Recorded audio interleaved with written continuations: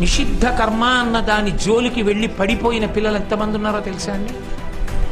96 దగ్గర ఉన్నాడు, 100 అయిపోతుందేమో అని పెట్టు కూర్చుంటాడు. రేపు పరీక్ష ఉంటే వాడు ఆ 4 రన్స్ కొట్టడానికి గంటన్నర టెన్షన్ పడి ఆఖరణ 99 దగ్గర అవుట్ అయిపోతాడు.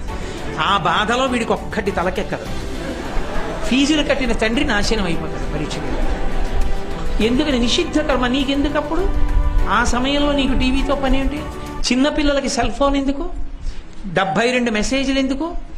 మెసేజ్లు ఫ్రీ కదా, నువ్వు ఎస్ఎంఎస్లు ఎందుకు? నువ్వు స్నేహితులతో అంత ఫోన్లో మాట్లాడవలసినంత అవసరం నీకేముంటుంది? నువ్వు స్కూల్కి వెళ్తావు, స్కూల్ నుంచి వస్తావు, స్కూల్లో ఏదైనా మాట్లాడాలంటే పిల్లలతో మాట్లాడతావు. నీకు సెల్ ఫోన్ అవసరం ఏముంటుంది అసలు?